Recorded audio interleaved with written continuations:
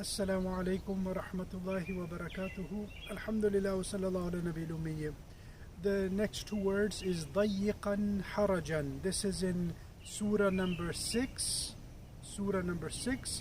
verse number 145.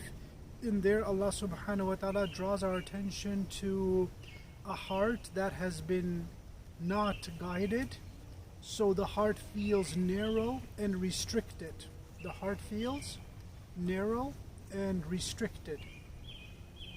And Allah subhanahu wa ta'ala then draws an example of a person who's climbing a very high mountain where the breathing becomes more difficult because the person's elevation is so high in the mountain. So the chest has hard time expanding and breathing. So this is a very important ayat, I believe, because it draws our attention to the fact that sometimes a person is exposed to religion. They have access to solutions, but for some reason they have an inner barrier and a stoppage within their heart, so they're not able to accept the guidance that comes. So you'll hear excuses. If it comes to salat, they will have ifs and buts about salat.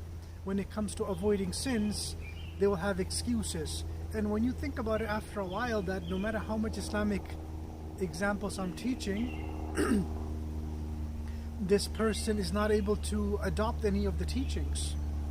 So it gets really complicated. And then when you see ayat like this, that a person whose heart has been narrowed and restricted, then it makes sense. Like, okay, this person is just not open to the truth. The truth can come to them, but they're not willing to budge. So you'll hear people say, no, I'm open to the truth.